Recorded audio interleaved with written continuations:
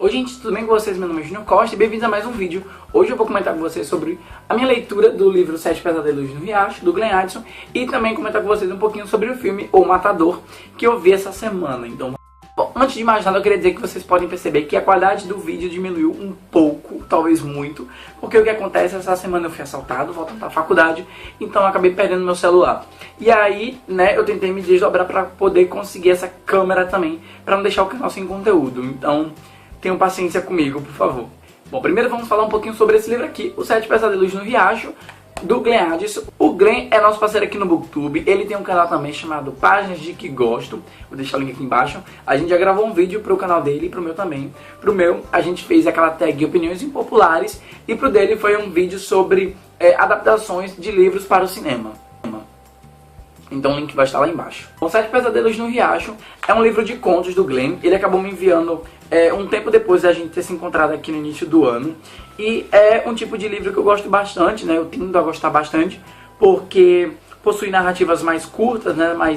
Relativamente mais simples para se compreender e para terminar. Então eu acabei protelando um pouco a leitura, confesso, mas li agora nesse último mês para fazer vídeo para vocês. E na verdade é uma trilogia que ele me mandou o marcador do canal dele também. Então são 3 livros e esse é o primeiro. Bom, eu gostei bastante de ter lido essa coletânea aqui, porque vai ter um cenário muito nosso, né, muito nordestino. Bom, já posso dizer pra vocês que eu gostei bastante do livro. A gente tem um cenário tipicamente nordestino. A história de todos os contos vão se passar na cidade de Groeiras, no Ceará. Então a gente tem todo um local que é muito vivo no meu imaginário, porque eu sou daqui do Nordeste também. Então é toda uma questão que é muito bem construída. A maioria dos contos vão transitar principalmente em lendas urbanas, em essas histórias que a gente vai passando de geração em geração. E aqui pelo menos eu me identifiquei bastante, porque eu lembro que quando eu era criança, eu geralmente contava histórias de terror para os meus amigos. Eles esperavam que eu contasse histórias de terror, e eles também contavam. A gente se juntava assim na rua até meia-noite, sem preocupação nenhuma, para contar essas histórias, né? Hoje em dia a gente não consegue fazer mais isso. Bom, e Sete Pesadelos no Riacho é uma coletânea de contos muito bacana, muito interessante, porque vai trazer várias histórias que algumas eu já conhecia, outras eu fui apresentado pelo autor, né? Talvez o meu conto favorito aqui seja um relacionado a zumbis, e eu não sabia que era relacionado a zumbis até eu estar mais ou menos na metade do conto, que é o conto número 5, Respirando a Morte, né, página 79. Bom, são 7 contos e um trecho do segundo livro que se interligam lá no final.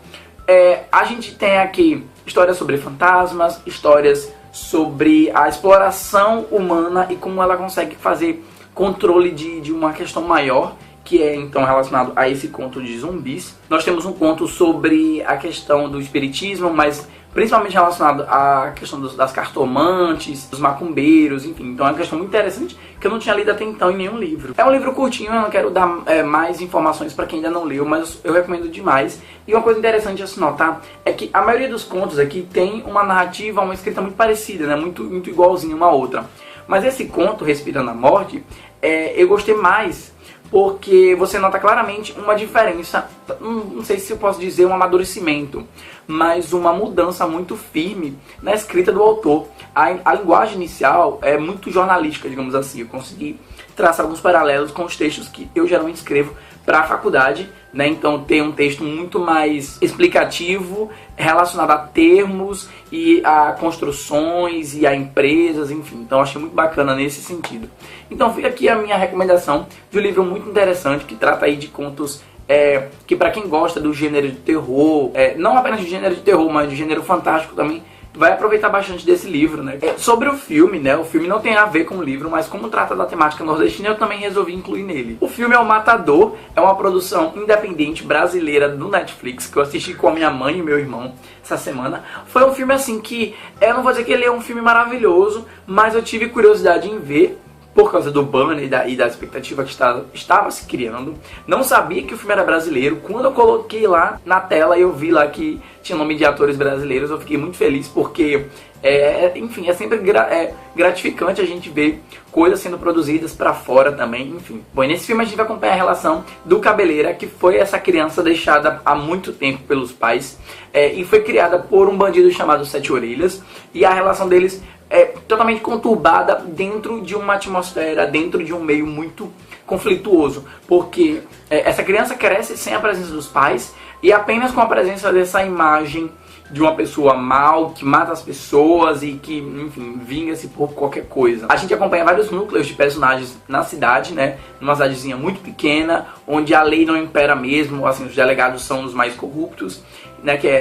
São chamados de volantes. Então tem todo esse contraponto do cenário nordestino com a política e com a ética do indivíduo. Mas eu confesso que algumas coisas eu fiquei meio que, sabe, querendo mais. Principalmente quando o Cabeleira, que é pra ser nosso protagonista, não aparece tanto. Assim, ele vai aparecer no início, muito no início, né, porque ele é criança, mas ali durante o meio todo do filme ele fica meio que, sabe, em segundo plano, e a gente vai tendo um vislumbre de outro núcleo de personagens, que são de algumas mulheres que vivem na cidade e como é que é a relação deles com esses policiais. Enfim, então assim, é um filme regular, não é um filme de todo ruim, mas que eu acho que minha expectativa foi muito lá pra cima. Bom, coisas boas que eu vi nesse filme. A fotografia, o filme todo tem um tom amarelado, porque dá essa ideia de calor, dessa ideia, sabe, de agonia e de secura, digamos assim, que temos aqui no Nordeste, né? Temos de um sertão, né, na questão do semiárido. A trilha sonora também é muito bacana, os efeitos especiais, na maioria das vezes funcionou. Teve algumas cenas como quando eles dois estão correndo, né, o Cabeleira, se não me engano, e o Sete Orelhas estão correndo a cavalo, enfim.